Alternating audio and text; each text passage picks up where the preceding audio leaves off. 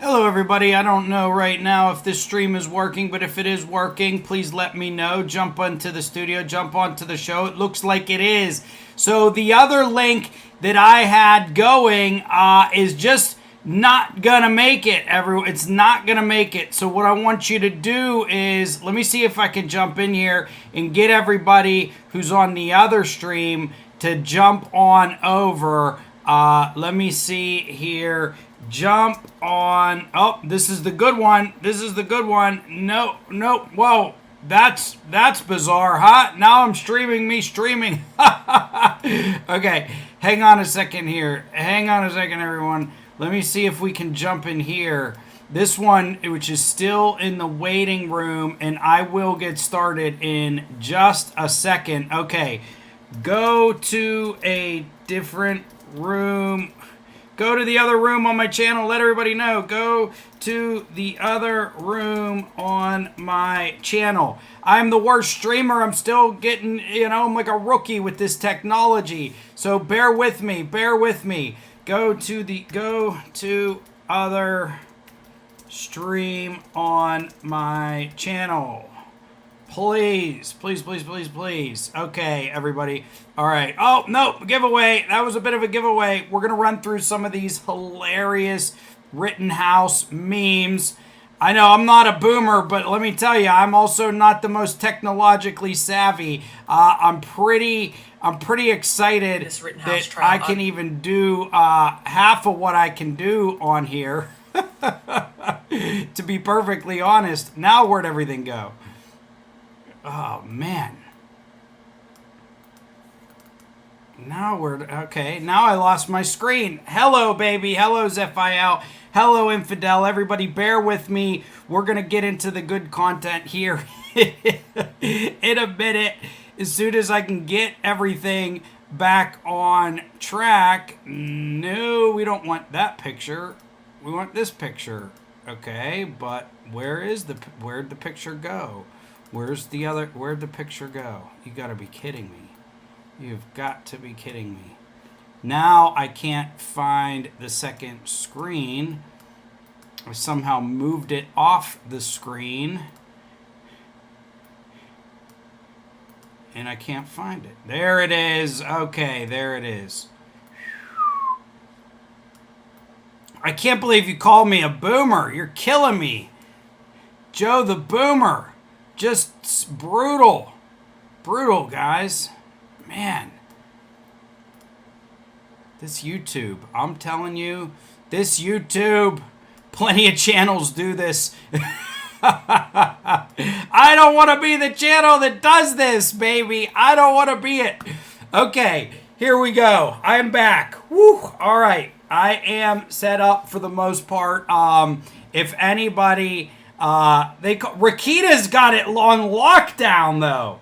Rakita's got it on lockdown. Go to other stream on my channel. Most of the streams need a little time to get moving, though, right? More like Gen X. Yes, Archangel, yes. The thing with my... the generation thing, I'm born in 1982. So some say I'm a millennial. Some say I'm not a millennial.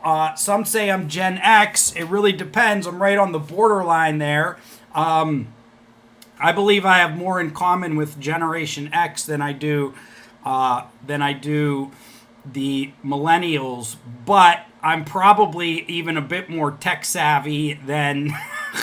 As bad as I am, I'm probably better than a lot of Gen Xers. But I also didn't have a computer until I was 21 years old, and I first experienced the internet at one computer that we had in my high school that you had to go down and get like special permission to use. And then my dad got dial-up when I lived with him, and we would use it to check sports scores. And then I went into the Air Force, and I was an F-15 mechanic, and I had to learn how to freaking use computers. That's when I learned. I had to learn because we had to input our we had to input a lot of the work, all the work that we did on the jets. I was an F-15 mechanic. We had to input all of that work into a computer. And that's literally when I started to use a computer. It's when I got my first email. I had like an Air Force email and everything. And I just, yeah, don't call me a sovereign citizen. You're killing me. And so I learned to use email because I was in the Air Force and type information in on a computer. And then I bought a laptop. I was probably 20 or 21 when I started using computers and the internet. Okay, everyone who stuck around and bared with me, let me ask a question. Do you guys want me to do the analysis? So there were two things in the title. Was some of my thoughts on Rittenhouse and then Rittenhouse memes. Do you want to do the Rittenhouse memes first, or do you want me to do the analysis first? We had that tennis game on the only computer in junior high. Well, we played, I played, that's an awesome one right there. I played, Oregon Trail. Oregon Trail was the spot. That was the stuff. Oregon Trail. Did you guys play Oregon Trail? Okay, let me get rid of that other link so that anybody coming in isn't on it. And once I get rid of that link, we will dive into the good stuff. What do you say, everybody? How was your weekend? How was your weekends? FIL, Infidel, Archangel, the Oregon Trail. Come on, man! Oregon Trail was awesome. That Oregon Trail was awesome. You know, like when your whole family died of dysentery, didn't that just make you happy? Remember they'd kill your whole family with dysentery? You would get killed by Native Americans or dysentery or starvation. Like that's how like people went on that. That's how people died. That was it. Like there were a couple other ways to die. I can't remember them all. All right, let me kill that stream. That stream, I don't know why that stream did not want to play ball with me. It did not want to work. Something corrupted that stream. So looks like we should be in a good spot now with just this stream showing up, I think, or hope. 10 watching, 12 views. Really weird. Oh, there's one that came up. What? There's one that came. So I did get a live stream for like 20 seconds and then I killed it. All right, let's fix up. There's one more on there. One more that's got to go. One more that's got to go. I hope, how's Rakita appears to be killing it. You guys, tell me how good Rakita's channel is doing. He's like big time now. He gets like 100,000 views per subscriber. Like, holy cow.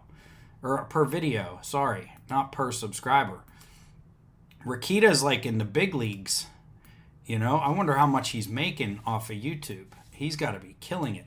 I'd always hunt in that game and never finish it. Generation X is a mentality, not an age. By Better Jack coined the term, made it up. Okay, yeah, Generation X. I'm 30, I'm 39, and my sister and my brother are older than me. So a lot of them rubbed off on me. That's why I say I'm not a millennial. And I feel like a lot of millennials grew up with the internet in their house. And that's what makes them millennials. And I didn't grow up with the internet in my house. I didn't have a cell phone. I was in Japan for 2 years when I joined the military. I was 21, 22 years old when I bought my first cell phone. Okay, so we've killed about 10 minutes to get everything started. So let me jump into the Rittenhouse case. I'm going to start off, and I want to, you know, what triggered me a little bit was this video by Tulsi Gabbard, which popped up in my feed. So we're gonna listen to what she had to say, and then I want to give you a bit of my opinion on what she had to say here. The prosecutor in this Rittenhouse trial obviously did not do his due diligence before making the decision to prosecute. This tragedy never would have happened if the government had simply carried out its responsibilities to protect the safety, lives, and property of innocent people. Okay, so there's two parts there. Let's talk about that.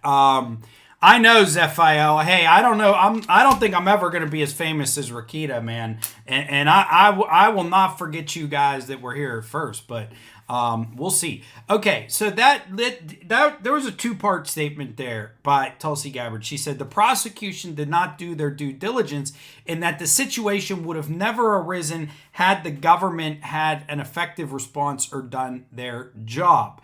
So while I think that Tulsi is generally very intelligent and I appreciate her she's very a very independent thinker, and I admire and respect that about her. But I think she's wrong on both points here, and I'll tell you why she's wrong. And remember, what I'm saying here is I believe, based on the facts, that Kyle Rittenhouse used self-defense as it conforms to the law. And therefore, the actions that he took, he should be acquitted of pretty much all the charges that he's charged with, except for maybe that illegal gun charge. So I just want to make that clear from the beginning. I believe that he used valid self-defense. But she said this tragedy would have never have occurred if the government did their job of protecting citizens and businesses. Well, here's the thing. You know, the United States of America has been around for 200 years. The French Revolution was in the 1800s, the American Revolution, the Russian Revolution. Okay, and my point on that is, and I agree, she's sort of politicizing it, Archangel. My point on that is that sometimes when there's a lot of energy that is bundled up in a society, okay, and it breaks loose, okay, it's not that easy for the government to contain it, nor do we want the government to go too far in containing it, right? So the protests and riots that occurred after George Floyd, while I do not condone rioting, okay, in pretty much any situation, I do think protesting is healthy, and it's a healthy expression and release of energy, emotion, etc. So, you know, what happened with George Floyd was a spontaneous thing that happened in the United States. And we had, you know, with COVID, so the country was already highly politicized. So this energy building up, and then you have COVID into the mix, and then you have people in the lockdown, and then you have George Floyd, which was like the spark, okay, and the energy exploded. And I don't blame, you know, anybody for what happened there. But what we don't want is like a hardcore government crackdown on that. And I don't know if that's what she's advocating for. Like, you want the National Guard to go in? You know, I really think that looking back, like, you have to give the protesters some space. Now, the rioting, I don't condone it, but I also don't think that you need to send people into a, you know, send the National Guard or the army into a city to crack down on it, okay? And a lot of people died and a lot of people got hurt through the rioting, yes, okay? And there does need to be a police response, but I think it needs to be a rational, measured response. Largely what we saw in a lot of cities is where the police went down in their riot gear and they would clear these out, you know, a gentle pushback on it. And really, I think law enforcement did an incredible and admirable job through a lot of the protests and riots, limited the amount of people who were hurt in those interactions. I mean, law enforcement did an incredible job, especially considering they were the targets. They were like the targets of the protesting. And then for them to have to respond and squeeze it out, I think they did an incredible job. Now, one of the things that I believe I said before on one of my channels is that, you know, what we shouldn't have had was politicians or people with a microphone cheering on further rioting or violence.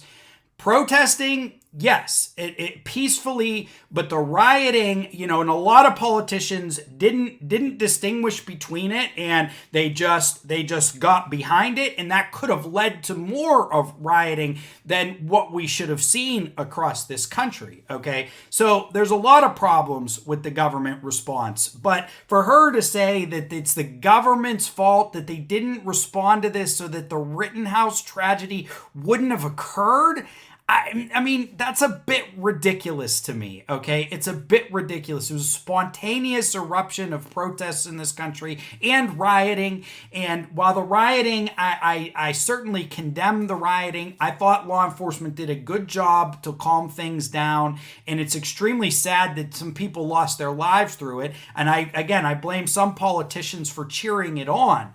But I'm not sure what would have been the correct response, Tulsi Gabbard. Like, what do you think the government should have done? Like, oh, we'll go back 50 years and the government makes all these right choices so that law enforcement and people and blah blah blah, we never would have got to the point where a cop would have killed somebody, etc. Like, what is your proposal? Like, what's the count?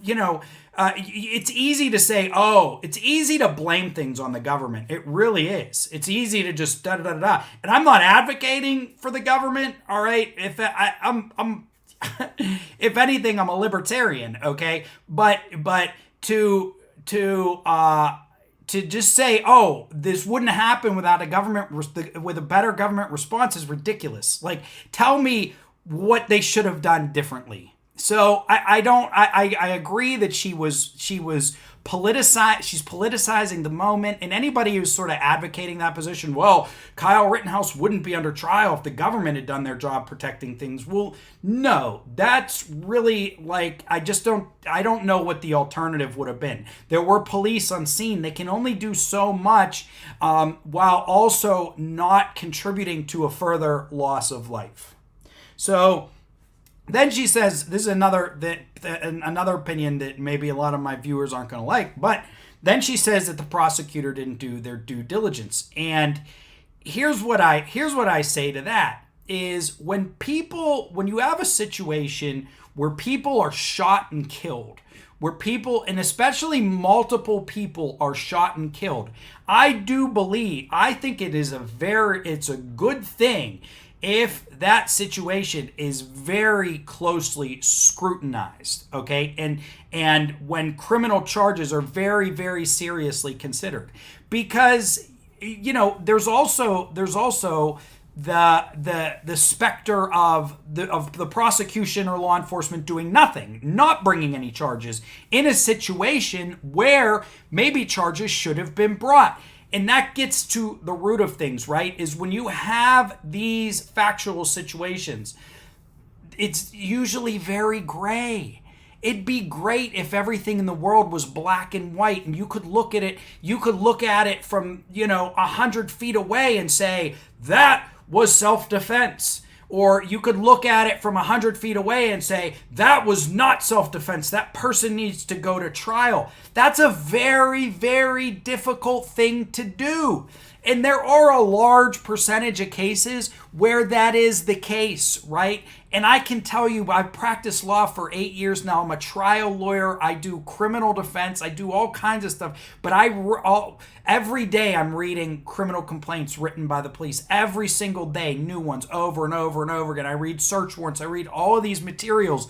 And it can be extremely difficult for the law enforcement or the prosecution to figure out what the truth is.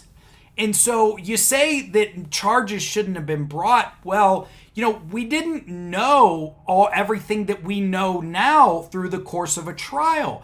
And to a large degree, that's what a trial is. A trial is a truth discovering process. That's why you have the right to a jury trial, so that all sides can tell their stories, and then a jury can judge the stories and the evidence on its truth, on its credibility, on what happened or what they think didn't happen, what the evidence is. And so we sit back and we watch on TV and you read a couple of news articles and you think you know everything, and it's simply not the case. Sometimes you need, that's where we get the word trial by fire. Like sometimes a case, a situation, a factual circumstance has to go through that trial by fire before we get to the truth. Now, I do understand that even having criminal charges brought against somebody is that has a huge impact on individuals' lives, okay? But it's a process that has to exist, okay? And so I don't think it's as easy to say, well, the prosecutor didn't do their due diligence here. The prosecutor was in a highly politicized environment at the time. That if they had not, and remember, this Binger guy is not the actual guy who brought the charges, okay? It's the lead prosecutor in that county. I don't even know his name. He's barely been on the news. Everybody's focusing on Binger. They decide to bring the case, okay? They decide, this DA, this district attorney, the lead prosecutor decides to bring this case. And what happens is I'm sorry, I already made that point, but it's a politicized moment. And so if he doesn't bring the case, that could have possibly led to more violence at the time, right? If the case was never filed, that could have brought more violence. Perhaps people would have died there. But, also the trial itself is a truth-finding process. I'm sorry, I lost the thought there that I was going to make. So when they bring the case, they don't necessarily know everything. And all you need to bring a case is probable cause, or a prima facie showing. So there just needs to be the scantest bit of evidence that maybe that the prosecution could prove their case at trial. And if the evidence meets that burden, then it goes to a trial. And that's when you have that truth-searching process, right? And there's a lot of cases that the police and the prosecution bring that fall apart later on, or they go to trial and they lose. The police and the prosecuting attorneys are not perfect. They are not perfect. And another point is when you talk about the politicization of a district attorney's office, the truth of the matter is every DA's office, number one, district attorneys, lead prosecuting attorneys are elected officials. They're politicians. So it's always going to be politicized. But their choices of what cases to bring are always political to one degree or another. This was obviously a very politically charged environment with everything that was going on in the country. So this was extra politicized. But let me give you an example. In the districts where I practice law, you may have one court that is 20 miles away from another court. And in one of these courts, okay, the prosecuting attorneys there you got caught with marijuana, pay a $50 fine and let him go. Pay a $50 fine and let him go. And then that other one, they still want to prosecute possession of marijuana as a misdemeanor. And that's because the district attorneys in those separate jurisdictions have made political decisions to prosecute this or not prosecute that. Let me give you another example.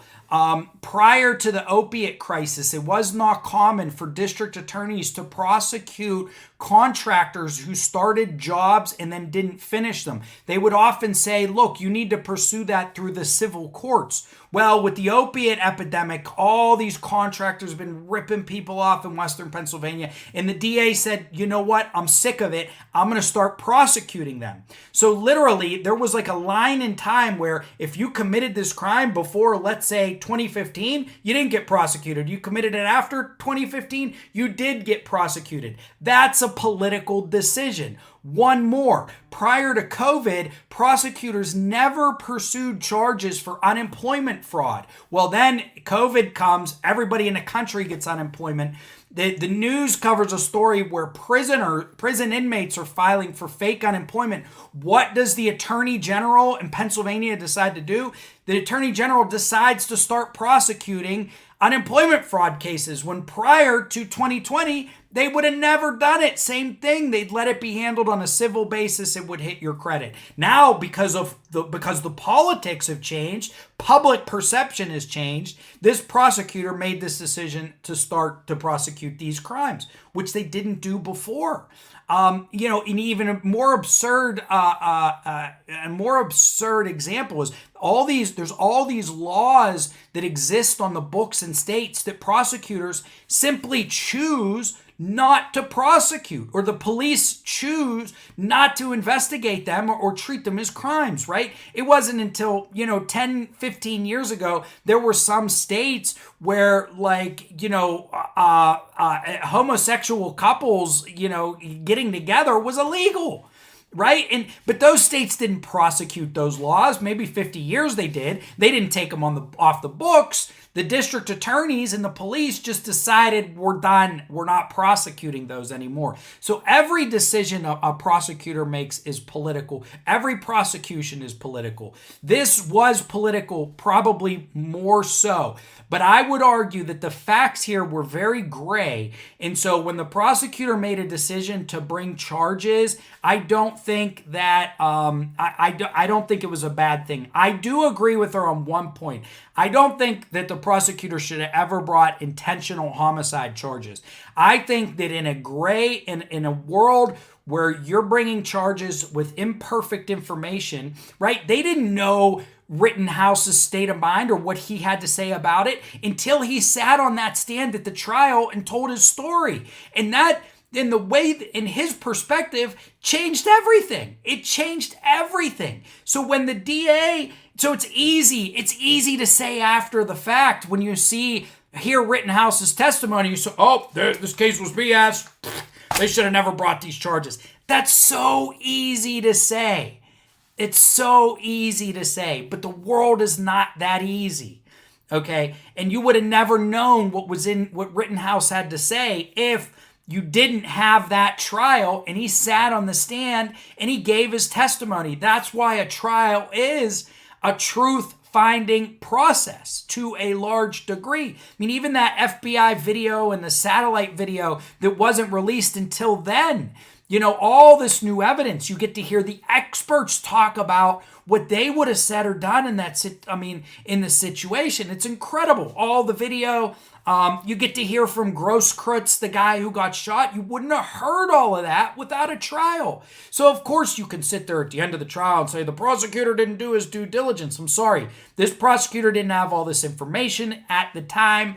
I do think that, I think he was correct in bringing charges, not the intentional homicide. And I also think it would be correct that Rittenhouse would be acquitted of nearly all these charges after the evidence has come out. And that's the beauty of the system to a certain degree. I mean, it's not a beautiful system, but our system of justice, much like when Winston Churchill said about democracy, well, it's the worst form of government except for the rest of them. It's not perfect, it's not great, but it's what we have, and it's pretty much the best you can do. So this was a very politicized statement. A lot of people are echoing these points, and Tulsi Gabbard probably picked this up from the media. But I just think she's really wrong on both of these parts. I do agree with her at one point. I don't believe if you watched even on the small evidence that you get at the beginning as a prosecutor and law enforcement, I think they should have just charged him with recklessly endangering. To bring intentional homicide's a high burden, right? They didn't even get oh my gosh, talk about my mind here. Chauvin with intentional murder, okay? They didn't even get Chauvin with intentional murder. So, what makes you think that they should have got Kyle Rittenhouse with intentional murder? Like, come on. That's like premeditated, intentional murder. Like, you can tell there's enough here to say it wasn't intentional. So that part is political. And I covered before in my last video why about the prosecutor, what the incentives are for the prosecution, right, to go extra hard in this case. And I do think that is a problem, right? A prosecutor out for blood or trying to make their career or overreacting to the political moment. And so I agree with that, but I do think some charges were called for and that he should still be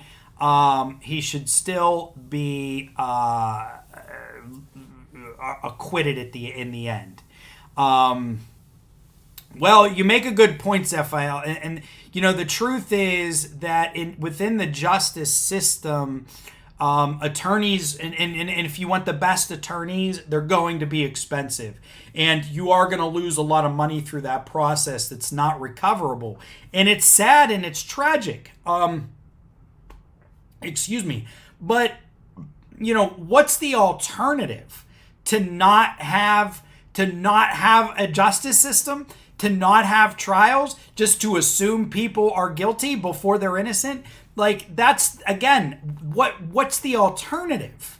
You know, they chose to get a very high-priced lawyer to defend the case and to hire all these experts, and he got a lot of, yeah, look, most people don't have that money when they go through the justice system and when they go and they have their trial. But I'll tell you what, I've seen public defenders wipe the floor with prosecutors. Okay, and I know medium-priced or lower-priced attorneys who can also jam with the best of them. So, you know, maybe shop a little harder when you pick a lawyer. Not to say, you know, the thing is the lawyers will see this and they'll say, oh, well, I can charge whatever I want. You know, high-profile case like this, and then the client picks you, you can charge $100,000. But he still would have had a trial. He still would have had all the rights to exercise everything that he wanted to. But at the same time, it's like, you know, there's hundreds of thousands of criminal cases that go through the system. Like, do we want to stop bringing criminal cases? Like, what's the alternative? Yeah, the system's not great and it's expensive. Yeah, that's true. But sometimes, you know, justice is clunky and you don't even get it guaranteed through the system. You're not even guaranteed to get justice at the end of the day, but everybody has a shot at justice when you go to a trial. And I do think it's basically anytime a case is in a trial, you're making the best of an already bad situation. So, yeah, in a perfect world, the prosecution would be able to look at every single case that comes across and say, this person did it, this one, we know it. And this person did it, this one, and we know it. And this person did it, this one, and we know it. And this one, oh no, we don't need to bring this case. But it's never going to be that perfect. It's never going to be that efficient. It's impossible to reach perfect efficiency.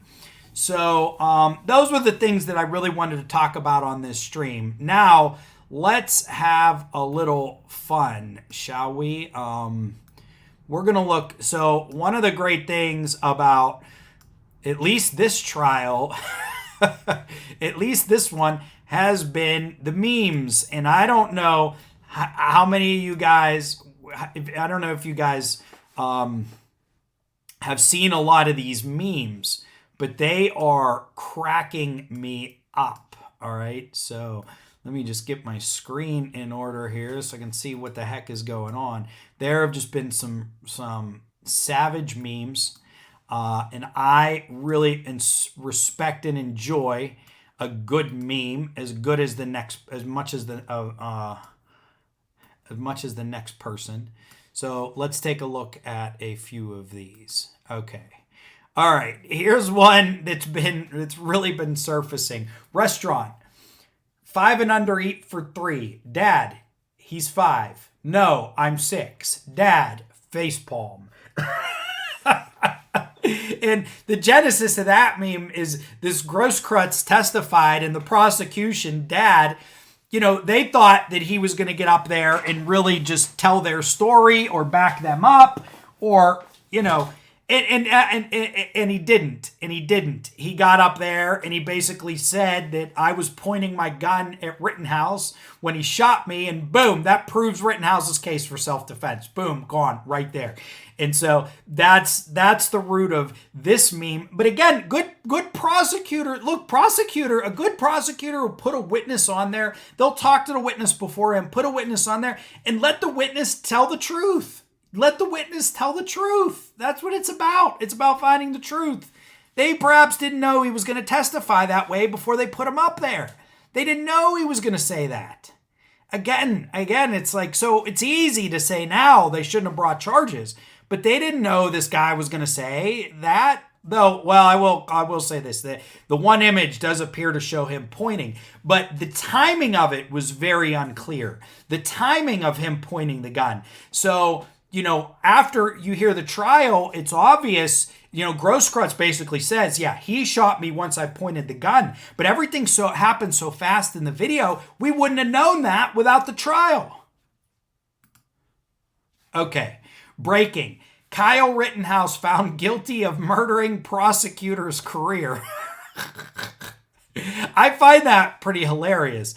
Now, but I painted the alternative, right? Is this guy like going hard at Rittenhouse? Even if he loses, he may become some sort of hero on the left.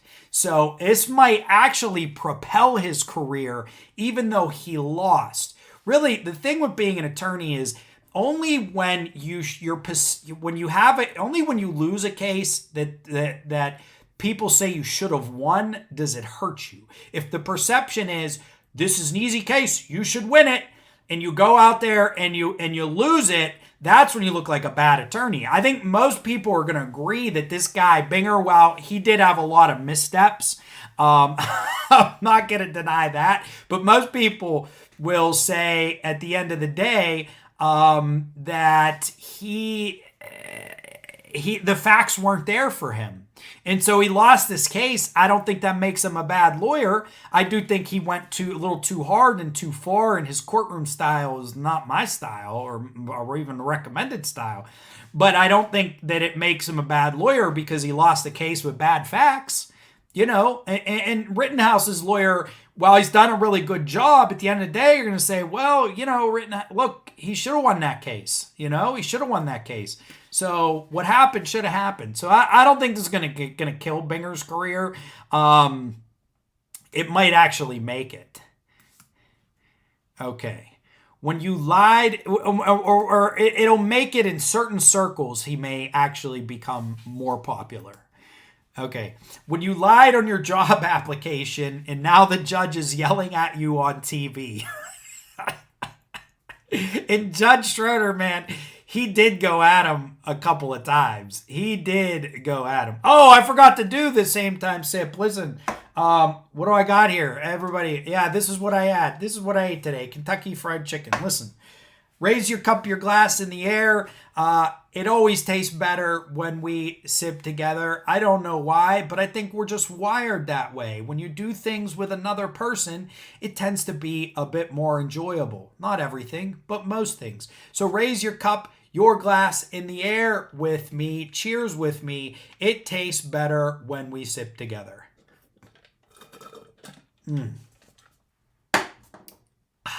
Delicious. Okay. All right, here's one. Let's get a little close. Let's get a little closer on this one. All right. Here's a little Binger meme to start your day. Your Honor, my mom would like to talk to you. He's holding it. Your Honor, my mom would like to talk to you, right? And that's like if you're in like you're a teenager and you're in school and it's like, oh yeah, Judge, oh yeah, teach. I'm gonna tell my mom. That one's pretty good. All right, let's see. Oh, this one. Oh my, jeez, oh man. You guys watch Nate the Lawyer? He's pretty good. Nate the Lawyer, written out credit Telex from, that one's just wrong. That one's just wrong. This one will probably get me demonetized. Joe, don't sip the Kool-Aid. I hear the baby, they bring up points like that. Bicep admitted to Amy.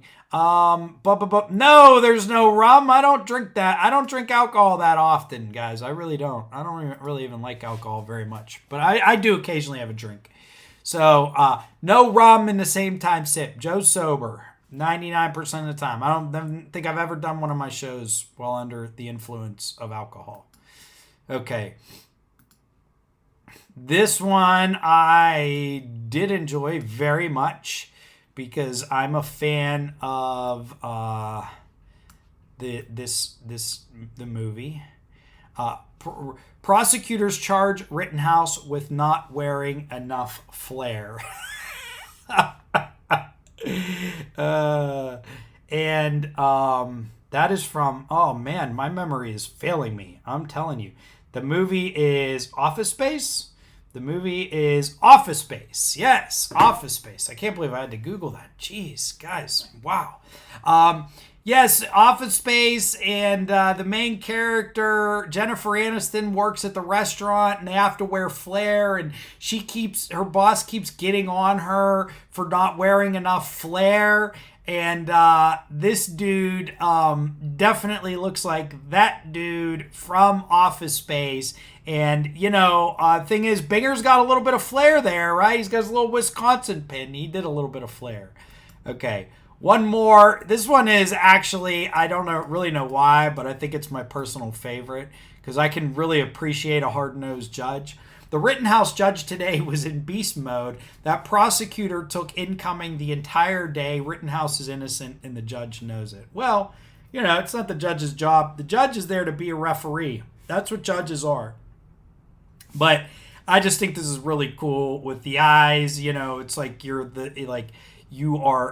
is the Terminator. I guess he's terminating the prosecution in the case against Rittenhouse. Okay, so everybody, that's why I brought you on to do this live stream, to give you some of those final opinions that I have. Shoot, we still don't have a decision on the case. Jury deliberation starts on Monday. Wonder what this jury's doing over the weekend. But tell me, do you guys have any questions or anything you want to discuss specifically, either about the memes or about the case or otherwise? And if anybody wants to call in, I know I got 14 viewers right now. If any of you guys want to call in, let me know and I'll give you the number. Been in court, Terry Petering, been in court with lawyers like this where they ask questions, they don't know the answer before asking, then they wonder why they get destroyed. Yes, I agree. Yes, that's for sure. That's the whole point of leading questions, right, Terry, is when you ask a leading question, especially with, look, you can sometimes ask your own witness for questions you don't know the answer to. Even that is dangerous. But you should never ask a witness from an opposing party a question you don't know the answer to. I mean, unless you understand that the universe of answers is not harmful to your case. But it's very easy to blurt out a question that ends up damaging you a lot more than it helps you. But I would argue with prosecutors, their job is to search for the truth. Their job is different than a defense attorney. A defense attorney is a zealous advocate, for his client no matter what. But the duties, so even as a defense attorney, even if your client is guilty, you are supposed to go out there and defend them in every way possible. It's not the same duty for prosecutors. Prosecutors are supposed to use a degree of discretion when deciding, and if at a certain point in time they don't believe in the case, they should withdraw it. So that's something else that could be said for this trial. If at any point in time this guy, Binger said, well, I don't believe in the case anymore, you should actually withdraw it instead of going harder. So, there's definitely some political influence here, but I don't know what he believes in his heart of hearts. Office Space, then Waiting. I always beat the crap out of my old laptop when I get a new one because of that movie. I have like 6 or 7 printers, hello baby, at my office that I haven't smashed yet, but I really think I'm going to. And when I do it, I might put it on YouTube. What do you think? Yes, Joe, when will we be able to have a respectful debate? The answer to that is probably never. Well, I don't want to say that. There's always going to be some aspects of society and certain people, where you can have a respectful debate, right? Like you can go on Joe Rogan or, there are certain people out there having respectful debates. There are some people who are never going to have respectful debates. The problem, I think, is right now more of the debates are disrespectful than respectful, and that's the problem. And what we want to do is get to the point where more of the debates are respectful, and the ones that are disrespectful are not the majority. I just don't think we're there right now. The country truly is divided in cases like this, and there's all kinds of reasons we're divided. One of the reasons is the media, is social media, is the incentives out there to create controversy and conflict, because controversy and conflict is what sells. That's what gets clicks. That's what gets viewers. But I do think slowly that we're getting a larger audience for respectful debates, for long form types of conversations where you hear both sides and don't retreat really, really far into your corner. The world needs more Deborah. If a group of people are trying to burn down or severely vandalize your house, what do you think about using lethal force in that situation? Well, generally, so that's an interesting question, Zephiel. I'm going to give you a multi-layered answer here. Is generally you are not to use deadly force in defense of property. You are not to use deadly force is for you to use in defense of your person. Now the situation becomes different if you are in the home right outside the property and then force is being used against that property. Then you can apply a degree of force to stop it. And then if it escalates to the point where deadly force is called for, then you can use deadly force. I hate to give this answer, but you're talking to a lawyer. The truth of the matter is, it depends on the situation, right? You can use deadly force. So you have defense of property, defense of yourself, and defense of others. You can use deadly force in defense of others, okay? You can. But, if this is actually a good question, Zephiel, if everybody's outside of your house, let's say you come home and someone is setting your house on fire, are you allowed to use deadly force on that person in that moment? That's a good question. Like, let's say you walk up and the arsonist, and you see the person just chucked gasoline all over your house and then lights a match and they're looking right at you and you got a gun. Can you shoot that person? I don't know. Now, if you might be able to make an argument that is defense of self and defense of others because arson's so dangerous. But if someone's just going at let's say somebody's keying your car or smashing the windows out on your car and you're there witnessing it, you can use force to stop them, but you probably shouldn't kill them. You probably should try to use a level of force that doesn't kill them. I understand that can be tricky. Okay, but I do think generally under the law you can't use deadly force for defense of property. But I would recognize that arson is different. Arson is because arson can kill and hurt somebody in my humble opinion. If someone is inside, so that's another factual scenario, Archangel. And we could talk about these all night.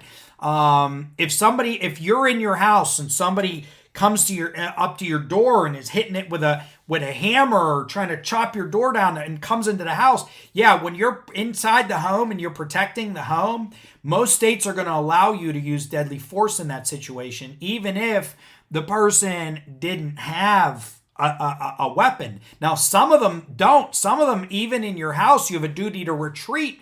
It's called the duty to retreat. So it's really complicated and depends on state to state. If you're asking me personally, if somebody's about to set fire to your house, I think you should be allowed to shoot that person. If you're in the house and somebody breaks in, you should be allowed to shoot that person. If somebody is busting up your car, I don't think that calls for deadly force. If somebody is breaking your TV or stealing your wallet, I don't believe. I mean, I think it's an overreaction probably to use deadly force in that situation. Now, it's different though if, let's say, a woman's walking with her purse and a thief grabs the purse and all of a sudden he's pulling her and then he swings at her, or he looks like he swings at her, and then she pulls out his gun and shoots him. Well, then that's more self-defense than defense of property. So it can get really, really detailed. Yeah, I think I really have to think about it with the home. Honestly, I never thought about it. You can have some weird factual scenarios. If there's a person, if your family member's inside the house and somebody's trying to break in, if there's you should be able to use deadly force. If they're busting up your house or attacking your property while people are in it, you should be able to use defensive force, use deadly force, but that's likely defense of others. See, Minnesota has a duty to retreat. It's really complicated. For the most part, that's what I was talking about, was the castle doctrine. I mean, I'm for the castle doctrine. I am for generally stand your ground. That can get complicated and the language of it. But, if somebody's trying to steal something, like stand your ground, let's say you're outside and somebody's trying to steal something, I think you're justified in attempting to resist. And if they begin to use force on you, should you be allowed to use deadly force? Well, yeah, if the level of force that they're applying could possibly kill you, I do. Better judged by 12 than carried by 6. Amen to that, Terry, right? And that's what's going on with Rittenhouse, Better to be judged by 12, because I think a lot of people are going to side. I think most of the American public is sympathetic to self-defense. It's a shame when these situations become racially charged, but regardless, I think most of the American public is sympathetic to self-defense and the right to self-defense and the right to defend your property and to defend others. A duty to retreat inside your home is ridiculous, okay? I'm sorry, that's just ridiculous. I don't believe there should be a duty to retreat inside your own damn home, okay? I don't. That's dumb. But yeah, you read like these cases, it's like, oh, somebody broke into the house and I retreated to, the person retreated to their closet and was hiding in the closet, like pointing a gun. And then the person comes in and then they shot him. It's like, well, I already did my duty to retreat. I did everything I could to get out. But some of them require a thief in the house to be using force against your person. It's like, what do you want me to do? Go hide in a corner and call the police? Like, no. I don't think that's cool. So, yeah, I agree. I don't think this one is not racially charged, but imagine if you had different races on different sides of this coin. It would be racially charged, and it would be, and it'd be even more controversial than the situation is now.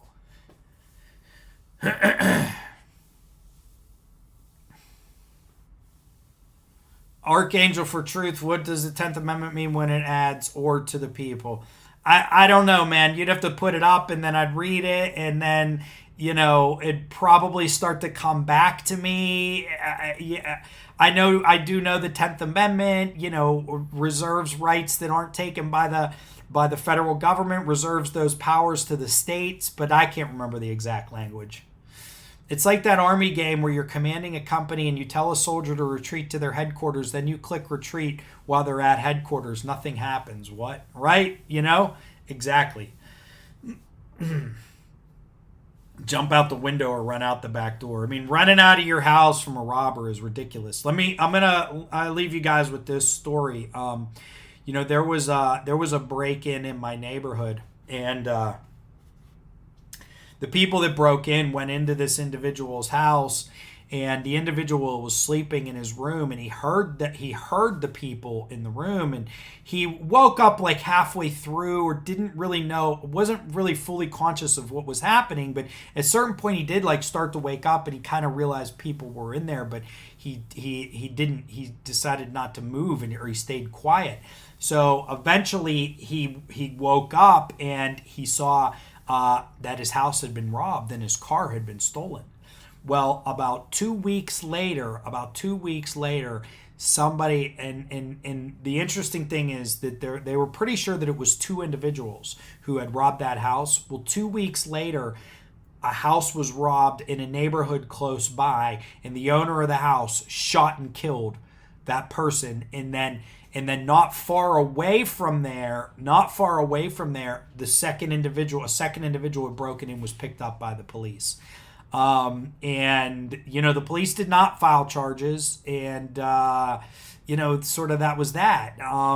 Some cases are more clear cut than others, right? Especially Pennsylvania has the castle doctrine. If somebody comes in, for the most part, don't look. It could be a little more intricate, but my understanding is, and I am not dispensing legal advice. I'm just giving legal information. Okay, contact a lawyer, read the laws, But Pennsylvania has castle doctrine. If somebody breaks in, you can. I'm pretty sure you can shoot to kill.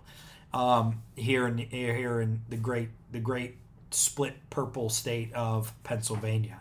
So very interesting. I hope everybody enjoyed the live stream. I'm sorry it took me so long to get things going. I hope you enjoyed the memes. I'm going to check out for tonight. Thank you, everyone. Please give me a like, give me a subscribe, give me a share. I'll be tuning in. I'll be jumping in next week after we hear the verdict, and I'm going to try to watch and listen to the closing arguments. Zephiel, hey, that's something a Sov Sit would say, right? Oh, well, the guy on YouTube said I can do it. I'm a lawyer. I got to give disclaimers. You know what I mean? I got to give disclaimers.